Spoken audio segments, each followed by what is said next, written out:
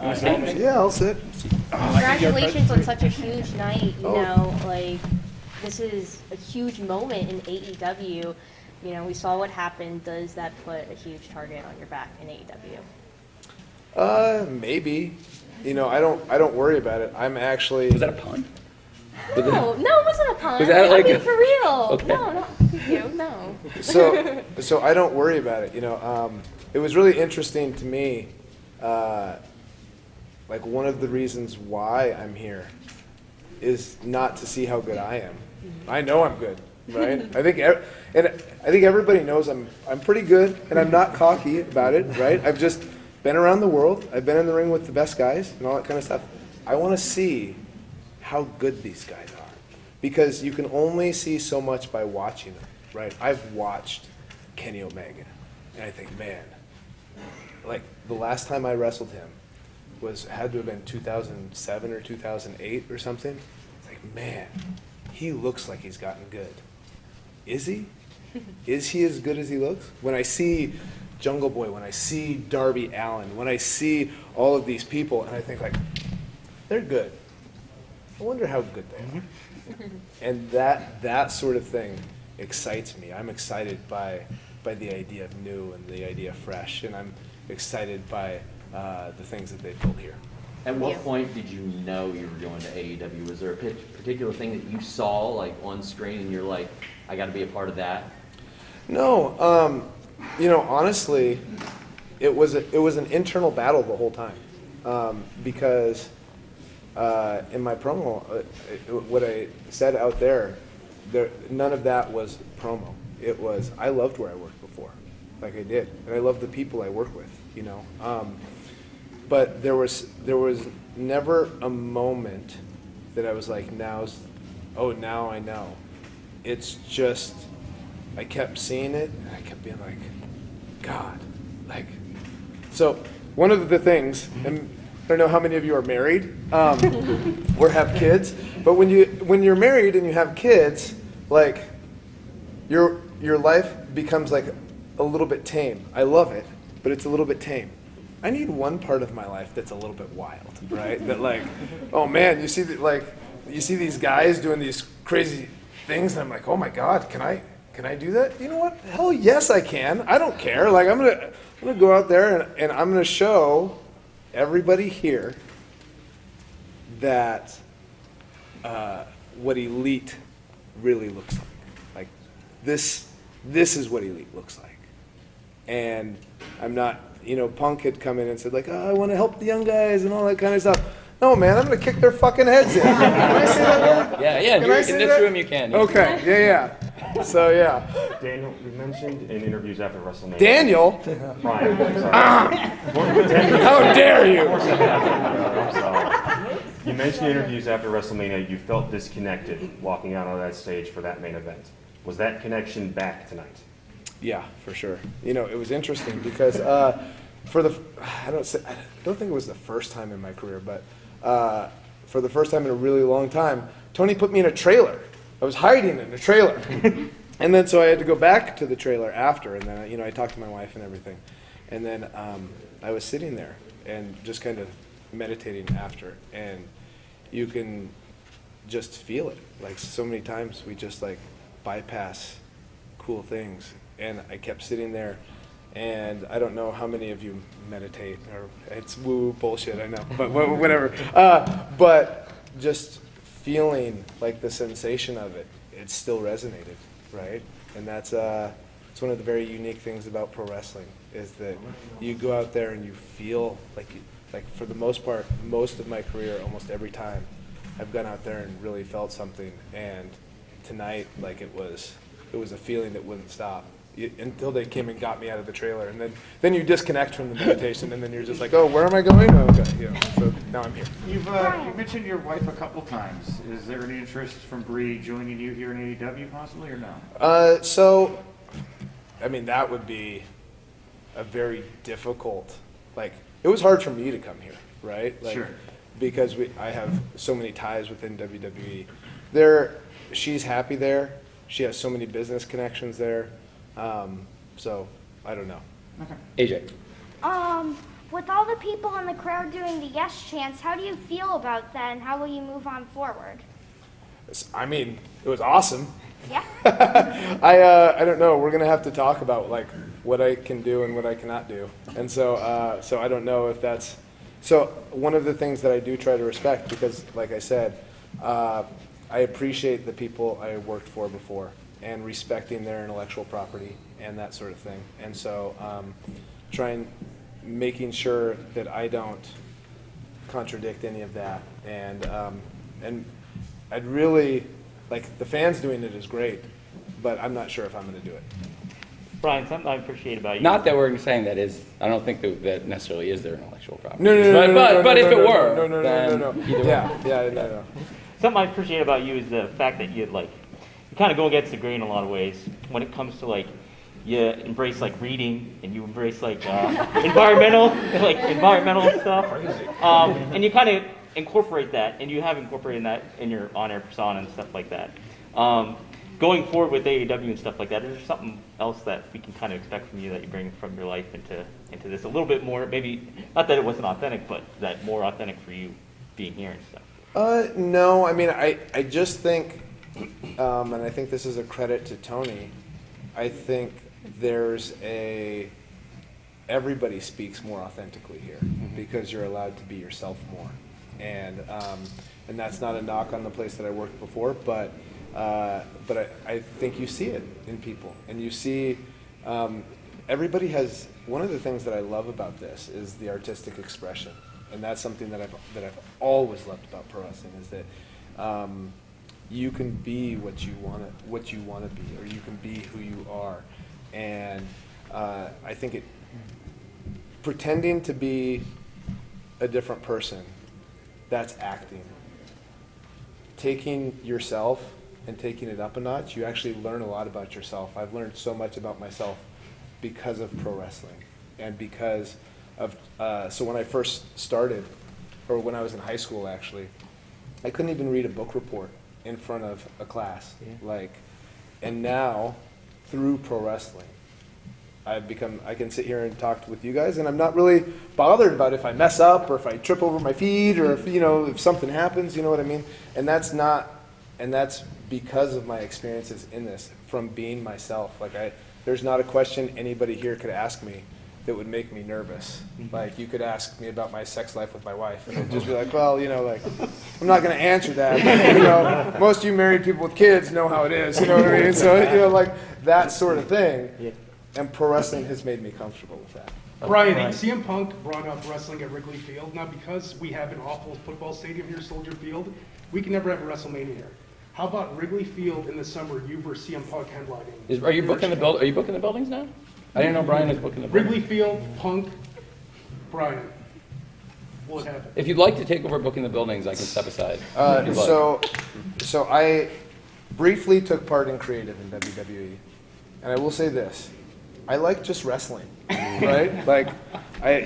I'll leave the business stuff and all that kind of stuff up to Tony. I will say this: I would be remiss if I didn't mention I'm so fortunate to be accompanied and to have here in AEW working with us one of not only the greatest wrestlers in the ring, bell to bell of all time, but also one of the great minds. And he has so much to offer to us. And even if he doesn't want to mentor people and he wants to kick their asses, I think we're gonna all learn a lot from having him here. And he's one of the smartest people I know. So it's really nice to be here with you. Oh, thank you, Brian. Obviously, you wrestled back and forth with this decision. It was not an easy one. You're not one of the people who was like, I never want to go back there. I mean, you were happy. You were happy there. You were going to probably be happy here. What went through your mind? What flipped the switch, so to speak, between the two? And about how far back did you kind of make the call in your head? So I'd heard something, I don't know, over the past week or something, that one of the things that really turned Punk was the Brody Lee show. That was also one of the things that I saw it, and so many of us loved him so much, right? And so we saw how special it was, and we saw, okay, we're going to stop what we're normally doing and do that. And I thought, that was really special to me. But so that was when I really started kind of thinking about it, knowing that my contract was coming up. But the final decision, honestly, was just like, I started thinking about things, and WWE was so gracious with me as far as the offer that they gave me. They were going to let me go do some other stuff and outside. But there's just, I hate to say this, there's sometimes Vince and I have a great relationship, and I love him. I do. Sometimes he's overprotective of me, and I want to be able to push my limits. That's one of the things that I love about this, is like the physicality of what we do out there, and being able to push my limits and being able to do that here in a safe manner is one of the things that really drew me here. And then there's also, I just think, there's an excitement, you know what I mean? There's just an excitement. You see the crowd. I mean, I think you all see it. Probably we're all out there and you felt it, you know what I mean? And you felt how excited people are about this product, and it feels vibrant, and it makes you feel like, even just watching it through a TV screen in a trailer, and I'm sitting there going, God, this is awesome, right? Like, I want to be a part of this, right? And so that was, that was it. Although it was, I don't know, I really battled back and forth, because there's a lot of people there that I consider family, that actually are legitimately my family, I guess, and people that I love there. So it was a really tough decision. Bryan, when you came out here tonight, when you were running down the ramp, you could see your face and you could see every face on the crowd, and you could have held a mirror up, and it was exactly the same. The joy on your face, the joy on everybody else's face. This is another one of those landscape shifting moments that you are a part of tonight. We've had CM Punk coming out, and that changed everything. We've had you coming out with Adam Cole. It's changing everything along with Ruby. How does it feel to be in this moment on this show in Chicago with this crowd? And what are you looking forward to doing with AEW? Is there a potential that you might be utilizing the Forbidden Door? So I don't know. That's a lot of stuff. So remind me of what you just asked again. So basically, in essence, how did it feel coming out in this crowd with this vibrancy and this excitement? Yeah. And then the Forbidden Door, you mentioned wanting to sort of test your limits. Is that something that you might be walking through? Yes, but we all know we're in a weird situation within the world. I mean, I would love to go wrestle in New Japan. Would love that. But with COVID being what it is right now, you know what I mean? I can't quarantine for 2 weeks. I can't, to go do a couple shows in Japan. I just can't do it. I would love to wrestle in Mexico. I don't know if that's the safest thing in the world for me right now. You know what I mean? So for right now, I'm going to focus on AEW, and then go from there. But as far as how it felt, I mean, it felt great, right? Like it was. But I do want to say this. That is only possible because of what the people who started this company have built, right? Like this, if there's other wrestling companies out there that have great talent besides WWE, like the other companies, and I didn't hear really anybody clamoring for me to go there. There's a reason for people clamoring for me to come here. And it's because of what they've already built before Punk got here, before I got here. People were already excited about it. And then like, oh, imagine if you add this person to this already fantastic mix. Like, that's what gives you chills, right? Bryan, any wrestling moves that in the past for some reason were banned that you may bring now here in AEW? Oh, I'm not going to tell you that. I've got a devious mind that is thinking of devious things. Sorry, last question here. Bryan, we tend to get caught up in the semantics of all this stuff, ratings, key demo, viewership, all that. Tangibly, what do you believe the arrival of yourself, Adam Cole, and CM Punk can do for AEW as a company? Where can it take it? I mean, honestly, Tony's the businessman. I could care less about the business, like as far as the business end. I want him to make money so that he keeps doing this thing that is so much fun for me to do, right? And so what I want more than anything else out of all this, I don't know if you know this, I'm the richest man who's ever lived. Yes, of course. Pretty much.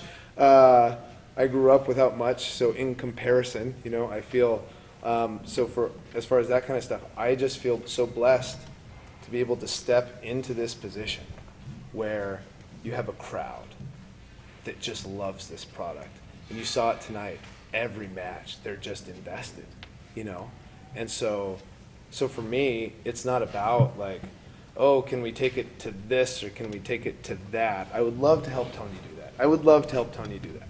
But my goal is to produce excellent professional wrestling that people can watch, because this is one of the things I think. This is one of the things I truly believe. You show excellent professional wrestling to anybody, and they will enjoy it. Oh yeah. Because excellent professional wrestling is fucking awesome. Thank you so much. Thank you. Thank you so much. Thank you. Thank you, Brian. Yeah, thank you guys, and thank you all for coming. I mean, yeah, you guys are great covering and all that kind of stuff. I can't thank Brian enough for his time and for doing this, and it's the beginning of a great journey, and I really appreciate it. Thank you, Brian. Yeah, thank you, Tony, and I think we all owe Tony a huge debt of gratitude as well. No. It's so I will say this, because I have been a part of wrestling since 1999. There was a long period of time. I got fired. I was in a developmental system I got hired in 2000, got fired in 2001, shortly after WCW folded. And there wasn't a lot of other places for people to work. And now there's another place that's legitimate competition. And I think that's great. And it wouldn't happen because, I couldn't do it, right? Punk couldn't do it on his own. None of us could do it on our own. We needed somebody with a vision, with the right people, to build something like that up. So, as much as, tonight, it's oh, yay, Bryan Danielson, whatever. But I think it's the vision of seeing something like this being possible, and then finding the right people, and also, the people, gosh, I mean, you can't credit enough the people who've been here since day one. And especially, the younger talent. Look at how much they've stepped up, and, you look at Darby tonight in that match with Punk, he's the man, right? And who would have thought that? Who would have thought that 4 years ago? Nobody, so. 4 years ago, I wouldn't have, I honestly wouldn't have, but less than 2 years ago, 2 years ago even, yeah, I would have believed it possible, and that's how far he's come, and it's how far these people have come, because we have all these young wrestlers, and it's crazy, because when the pandemic started, I don't know if you could say that Darby was a big wrestling star in that sense of the word, but he was making progress. I don't know if you could say Britt Baker was a big wrestling star in that sense of the word, but she was making progress. For Jungle Boy, for so many, Sammy Guevara, for so many people on this roster that are breaking through and have come so far, in the pandemic, a lot of people really spread their wings and flew, and so, I was not particularly surprised, but like you said, 4 years ago, I absolutely would have been surprised by that. But he absolutely rose to the occasion. He is, like you said, Brian. Darby is the man. Yeah, and even people like Daniel Garcia, right? I texted Tony and I said I loved Daniel Garcia's match with Darby on Rampage this last week. I don't know if you guys know this, but my wife's maiden name is Garcia, and he's actually our son. So she gave birth to him quite a while ago. I thought he was 2.0 son. They said he was their son. There's a lot of people claiming him. Yeah. So anyways, thank you guys all for being here and covering. And also your guys' coverage is one of the things that makes this special too, is because you guys spread the word out about how great this is and how great this product is. So thank you very much. Thank you. Congratulations.